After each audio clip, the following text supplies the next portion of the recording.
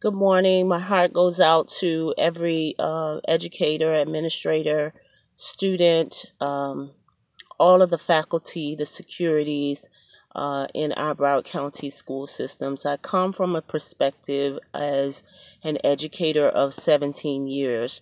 I have had the privilege to teach um, honor students, lower level kids, mental illness, kids who are on medication. I have had the privilege to teach those students, and one of the things that I find is that bullying should not be tolerable and is not acceptable on any level. Whether you're black, you're white, you're Chinese, you're Hispanic, it does not matter. Every kid handles bullying ineffectively.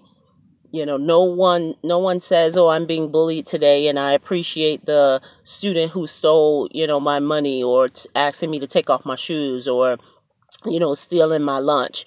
I don't see any students handling that well.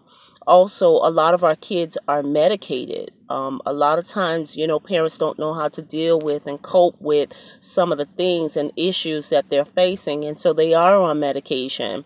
And the medication does not have a positive effect on them at all. It makes them sleepy. It makes them delusional. It causes mental illness and problems and things. And again, it's a senseless killing. It could have been avoided. A lot of times when you have alternative programs and alternative schools, and the students are there, the staff are trained, the security guards are trained, the principal, is trained to work with these type of kids who suffer from mental issues and behavior issues. They're trained in those areas. And so, as much as their parents may want to mainstream them and want to send them to a regular or public school, sometimes, that transition is not always feasible. Because what I find out is that, the kids, the students, they have no filter. If a student comes and they're jerking or they are reading slow, they get laughed at.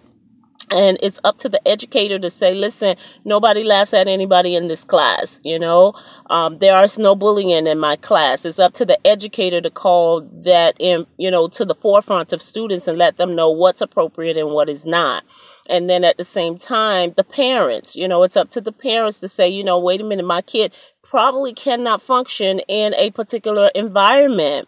So let me just keep them, send them to private school. Let me homeschool them. It's a parent issue. It's somewhat of an educator issue, and it's somewhat, of a community issue, but it takes a village. We've heard that even growing up in time past, it takes a village to raise a child. It takes a village to raise one child.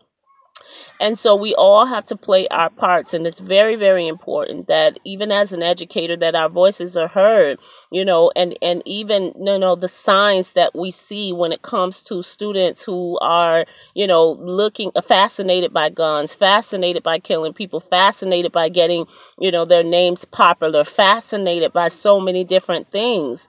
And so, it's very, very important. Again, I've been an educator. I've come in contact with kids, and sometimes I believe, what they have done, and sometimes I don't believe it. I'm like, just floored. And then there are students where I say, oh, yeah, I can see, that person doing that, because when it comes to my class, I have control over saying, hoping that they can turn their negatives into positive. I have control over that. I can do my part if I can. And so it's unfortunate, one teacher can't do it all. We need a whole community working together as one. And so my prayers go out to all of the schools in Broward County, all of the schools throughout the state of Florida and throughout the United States of America, just in general. And we have to invest in more programs. We have to invest in more bullying activities. We have to invest in, take a look at what mental illness and what medication is doing to our students. We have to take a look at that. We have to include spirituality. I know people want to, bring in all these unnecessary things, and, it's just not working. We have to include spirituality, meditation, prayer in schools. I'm just saying, You know, again, as an educator for 17 years, I've come across a variety of students. Everybody doesn't deal with or handle things, you know, in the same way. So what are we going to do, America? How are we going to help the next generation? Please respond.